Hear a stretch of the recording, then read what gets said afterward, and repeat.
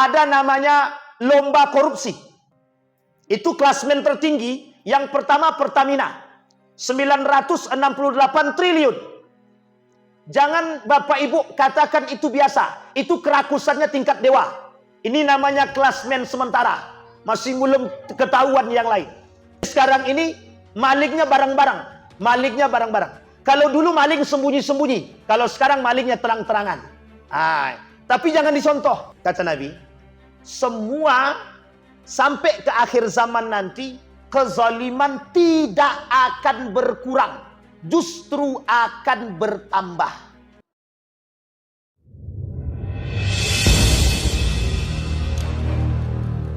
Assalamualaikum warahmatullahi wabarakatuh. Alhamdulillah rabbil alamin wa bihi nasta'inu ala umurid dunya waddin wassalatu wassalamu ala asyrafil anbiya'i wal mursalin wa ala alihi wa sahbihi ajma'in. Puji syukur kehadirat Allah dengan mengucapkan alhamdulillah rabbil alamin. Bersalawat kepada Nabi dengan mengucapkan Allahumma salli ala Muhammad wa ala ali Muhammad fil alamin innaka Hamidum Majid. Ya ayyuhalladzina amanu taqullaha wa qulu qawlan sadida yuslih lakum a'malakum wa yaghfir lakum dhunubakum wa may yuti'illaha wa rasulahu faqad faza fawzan 'azima. Bapak Ibu sekalian yang berbahagia, mudah-mudahan di malam hari ini Allah melimpahkan rahmat dan karunia-Nya kepada kita semua. Allah memberkahi hidup kita, rumah tangga kita, anak-anak saleh dan salehah. Insyaallah yang hadir malam hari ini husnul khatimah, istiqamah dalam ibadah dan ketaatan kepada Allah. Amin ya rabbal alamin. Baik Bapak Ibu sekalian yang berbahagia, dalam satu hadis baginda Nabi berkata, kata Nabi, qala Nabi sallallahu alaihi wasallam, sittatu asya'in tuhbitul a'mal. 6 perkara yang merusak amal ibadah umum. Syekh Habib Al-Hasan Al-Qaf, Habib Hasan Al-Qaf dalam kitab Taqriratus Sadidah menukilkan ada 12 poin yang bisa merusak amal ibadah puasa. Di malam hari ini saya ingin mengulas, tapi mungkin tak banyak, tapi poin pentingnya saja. Nabi bilang ada 6 perkara yang merusak amal ibadah. Nabi bilang begitu. Ini umum.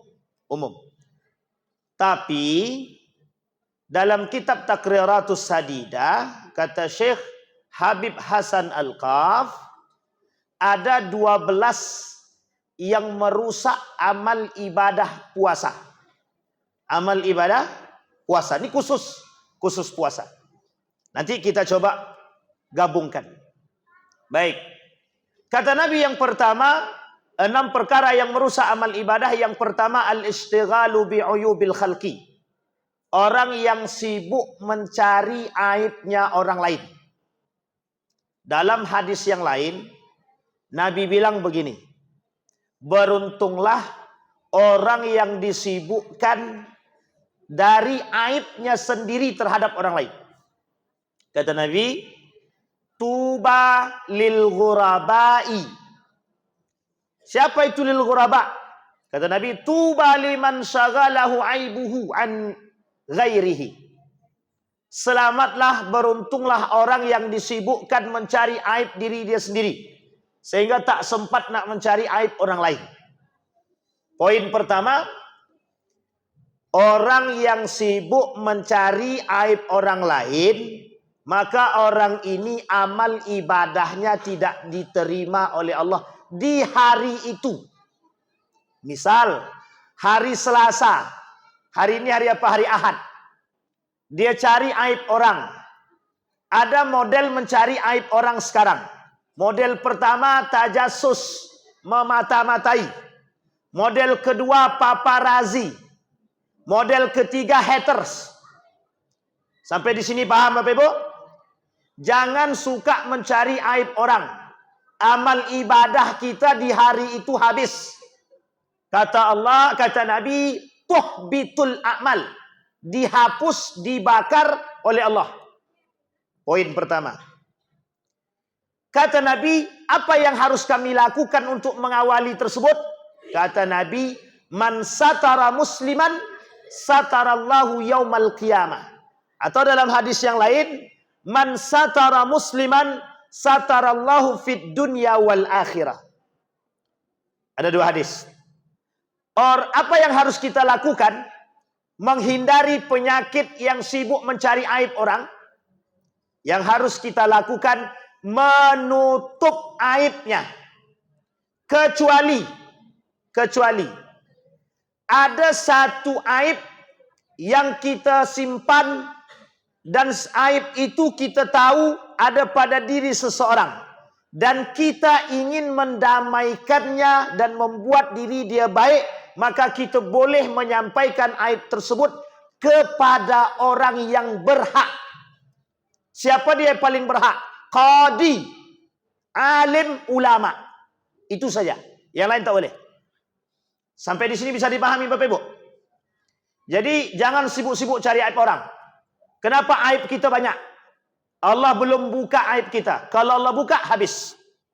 Kalau Allah buka, habis. Itu yang pertama.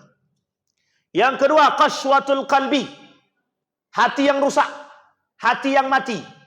Manusia yang punya hati yang mati, hati yang busuk, hati yang buruk, hati yang tertutup, hati yang rusak, tidak akan bisa menerima nasihat apapun. Satu. Yang kedua, orang yang punya karakter ini mesti selalu merasa paling benar. Yang ketiga, i'jabur rajul binafsihi, selalu ingin membangga-banggakan diri. Orang yang terjangkit tiga penyakit ini dalam hati dia, dia punya qaswatul qalbi. Iri hati masuk, dengki masuk. Jadi orang seperti ini, kata Nabi, tidak Allah terima amal ibadahnya di hari itu. Hari ini dia buat ibadah dari pagi sampai sore, kemudian dia iri, dia dengki, dia hasad kepada orang lain, dia selalu membanggakan diri, kemudian hatinya keras, merasa paling benar, selalu ingin didengar sum'ah. Maka orang seperti ini tidak Allah terima amal ibadahnya di hari itu. Apa yang harus dilakukan? Bertobat. Kalau yang sudah berbuat seperti itu, bertobatlah. Yang harus dilakukan yang kedua, maka jaga diri dia dan belajar untuk mendengarkan orang lain dan jangan menganggap diri paling betul. Kita ambil contoh. Berkelahi persoalan pendapat, yang pendapat itu bisa benar bisa salah. Pokoknya aku selaku ketua masjid, kau harus dengar apapun perkataan aku. Tinggalkan orang seperti ini. Iya kalau betul, kalau salah, menjerumuskan sekian banyak orang. Yang kedua, qaswatul qalbi. Dari perbuatan dengki, hasad, iri, i'jabur rajul, menganggap diri paling baik, membanggakan diri, masuk dalam penyakit penyebab hati keras. Orang yang hatinya keras, nasihat 100 kali pun belum tentu masuk. Tapi jangan pernah berhenti menasehatkannya. Sekeras batu itu pun masih bisa bolong. Maka hati manusia tidak sekeras batu.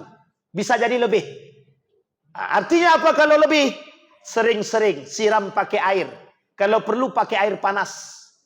Insya Allah cepat. Maksudnya apa? Perlu kadang-kadang kita menyampaikan sesuatu yang cukup untuk bisa dia fikirkan. Baik, itu yang kedua. Yang ketiga kata Nabi.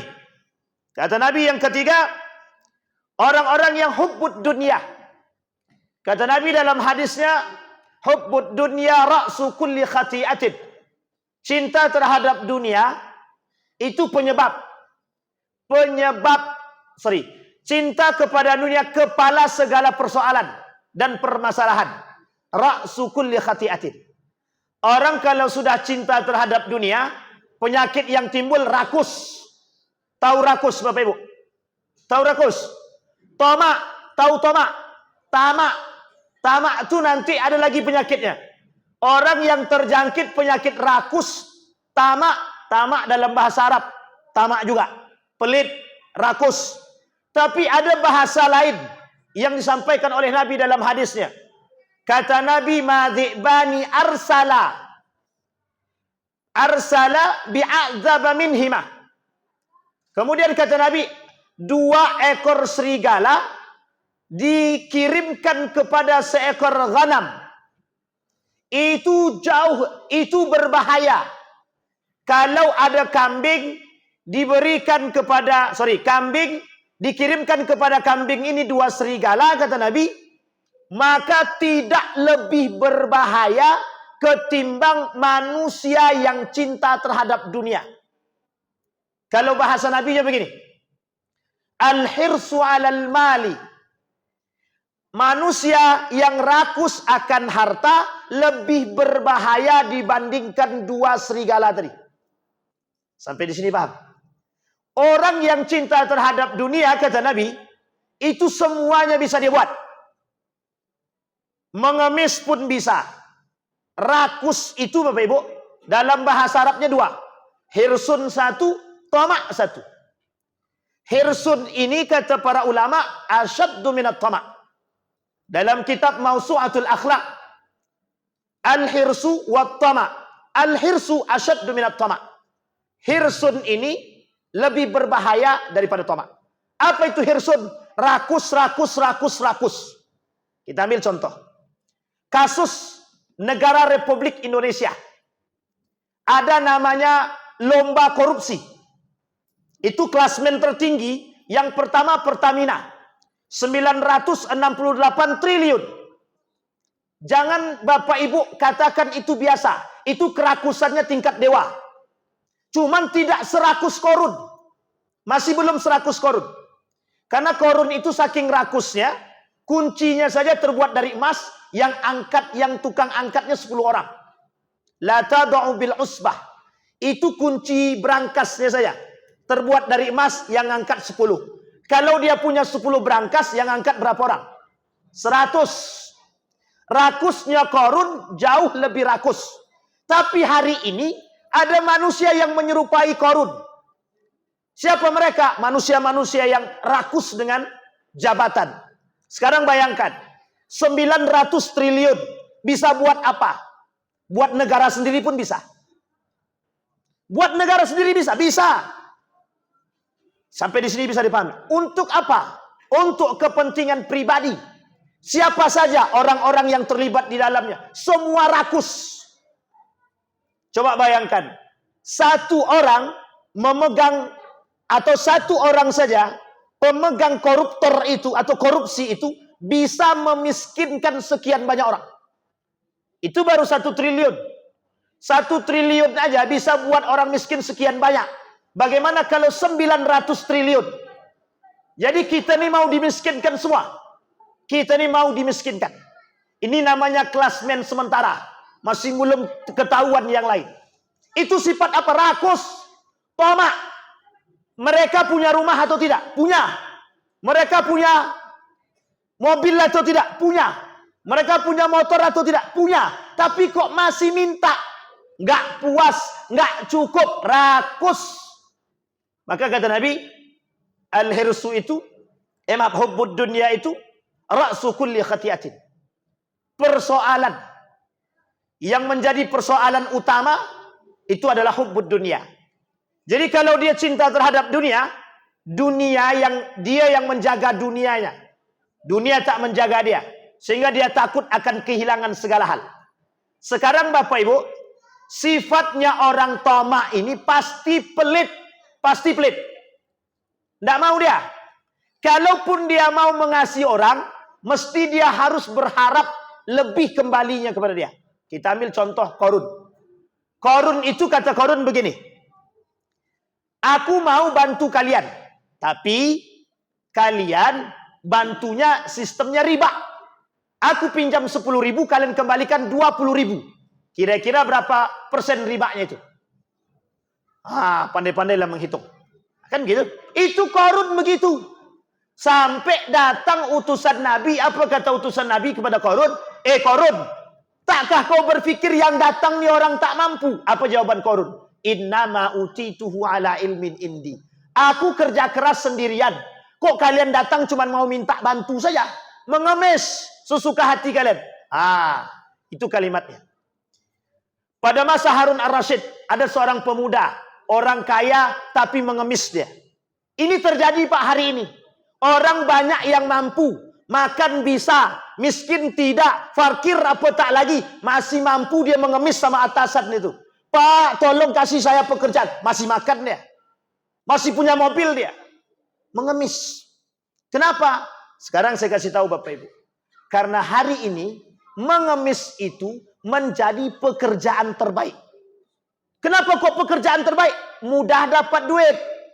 Sehingga di Surabaya itu, kalau tidak di Surabaya, Sidoarjo, itu pernah ada salah seorang yang megang 100 lebih para pengemis. Rumahnya tingkat 3, mobilnya 5. Coba bayangkan. Kenapa dia katakan demikian? Apa kata dia? Lebih mudah saya dapat duit. Pada masa Harun Ar-Rasyid, ada seorang pemuda. Apa kata pemuda tadi? Ternyata mengemis lebih mudah dapat duit ketimbang bekerja capek-capekan. Ketahuan sama Raja Harun Ar-Rasyid, diambil hartanya, dimiskinkan. Kita berharap ini para koruptor ini bukan hanya dimiskin saja, tembak mati. Dulu pernah ada ide tembak mati oleh anggota Dewan DPR RI itu ditolak. Dulu begitu Pak. Harusnya koruptor tembak mati saja. Tidak ada masalah itu. Di Cina kan tembak mati. Cuma banyak yang tak mau. Jangankan tembak mati, potong tangan saja tak mau. Coba seandainya potong tangan, ada anak yang mau korupsi lagi? Mikir Pak, mikir. Harta banyak, tangan tak punya, tak jadi dia. Mencuri sekali, potong tangan kanan. Mencuri lagi, potong kaki kiri. Mencuri lagi, potong tangan kiri. Mencuri lagi, potong kaki kanan. Sistem silang. Ini kalau Bapak Ibu berangkat ke Mekah, jangan lupa berhenti di Masjid Qisas. Setiap hari Jumat ada pemotongan. Darah mengalir sampai ke sungai. Itu begitu Pak. Makanya orang takut, mohon maaf, takut orang kalau sistem syariat Islam ini diterapkan. Kenapa takut? Karena kalau diterapkan, itu proyek kami gagal. Tahu Bapak Ibu proyek gagal? Tidak bisa korupsi lagi. Itu yang harus Bapak Ibu pikirkan. Jadi sekarang ini malingnya barang-barang. Malingnya barang-barang. Kalau dulu maling sembunyi-sembunyi. Kalau sekarang malingnya terang-terangan. Tapi jangan dicontoh. Jangan dicontoh. Kita yang sehat-sehat saja. Yang sehat-sehat saja. Itu yang ketiga. Yang keempat, qillatul haya. Kata Nabi, kelak di akhir zaman akan kalian temukan manusia-manusia yang tidak punya rasa malu. Minum khamar di tempat umum, berzinah di tempat umum, maling di tempat umum. Sekarang maling tempat umum. Di depan Indomaret, motor berhenti, datang 2 orang laki-laki, diambilnya Pak. Itu terang-terangan di siang hari. Kalau dulu malingnya kapan? Malam hari. Sekarang karena malam hari sudah ada yang jaga Pak Ustaz, kami malingnya siang hari aja. Terang-terangan, berzinah terang-terangan. Laki-laki perempuan gandengan bukan suami istri terang-terangan. Coba penyakit yang muncul sekarang apa? Selingkuh. Apa isi sekarang daripada berita itu? Ditemukan suami dan istri mengamuk di hotel. Ternyata suami punya istri dia selingkuh, istri tadi suami dia selingkuh. La ilaha illallah. Itu pekerjaan tak punya rasa malu. Qillatul haya. Orang yang tidak punya rasa malu. Nah, Bapak Ibu sekalian yang berbahagia, itu yang keempat. Yang kelima, tulul amal. Banyak cita-cita tapi tak ada laku. Tak berbuat sesuatu kata Nabi. Jadi itu cuma angan-angan. Membayangkan bisa jadi kaya, tapi dalam mimpi saja. Itu namanya membuang waktu. Syaitan itu syaitan. Kata Nabi begini, orang yang membayangkan cita-cita ke depan, tapi tidak melakukan sesuatu, maka sesungguhnya dia sedang membayangkan sesuatu dengan syaitan. Dengan syaitan. Itu perbuatan syaitan. Cara syaitan membuat orang lalai. Jadi dia membayangkan jadi orang kaya, tapi tak jadi-jadi. Ya kenapa? Dia berharap kaya tapi tak kerja. Begitu manusia hari ini. Pengen kaya instan. Sehingga ikut, mohon maaf, investasi bodong. Tahu Bapak Ibu investasi bodong? Ada namanya investasi kurma. Pohon kurma. Banyak Pak investasi. Sampai saya pun dimasukkan. Tengok di dalam tuh. Yang kena tipu 100 lebih. Awak cuma tinggal pantau saja. Banyak yang sakit. Apa kayak gini nih? Kok mencaci maki lah mereka dalam grup itu. Dalam hati saya tak ada guna mencaci maki dalam grup. Membuat hati kita rusak saja. Itu kenapa? Karena pengen kaya cepat. Kerja tak mau, pengen kaya cepat. Akhirnya yang terjadi apa? Ngemis. Sampai di sini bisa dipahami Bapak Ibu? Terakhir. Kata Nabi, zalimun la yantahi. Perbuatan zalim yang tiada akhir. Hari ini, saya mau sampaikan kepada Bapak Ibu satu pernyataan baginda Nabi. Kata Nabi, semua sampai ke akhir zaman nanti, kezaliman tidak akan berkurang. Justru akan bertambah. Apa yang harus kita lakukan? Menjaga diri dan keluarga. Yang terakhir Bapak Ibu, saya mengutip dari pernyataan Syekh Habib Hasan Al-Kaf. Dari 12 poin yang bisa merusak amal ibadah puasa, satu Pak, yang paling penting. Jangan pernah meninggalkan sholat. Puasa dengan zakat ibadah yang berbeda. Puasa, zakat, sedekah dengan sholat ibadah yang terikat.